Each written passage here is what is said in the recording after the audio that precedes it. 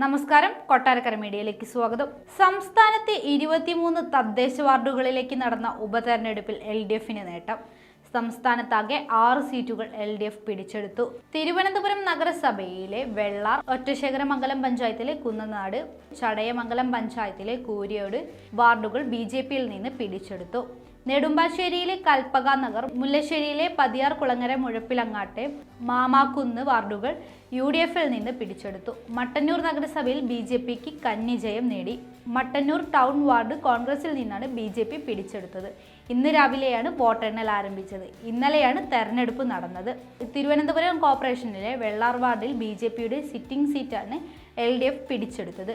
വെള്ളാറിൽ CPI സ്ഥാനാർത്ഥി പുന്നത്തുറ ബൈജു 153 വോട്ടുകളുടെ ഭൂരിപക്ഷത്തിലാണ് വിജയിച്ചത്. തിരുവനന്തപുരം ഒറ്റശേഖരമംഗലം പഞ്ചായത്തിലെ കുന്നനാട് വാർഡിലും LDF BJPയെ അട്ടിമറിച്ചു.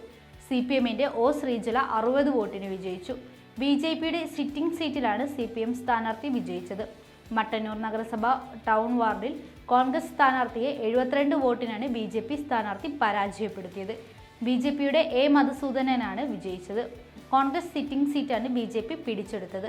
മട്ടന്നൂർ നഗരസഭയിലെ BJPയുടെ ആദ്യ ജയമാണിത്.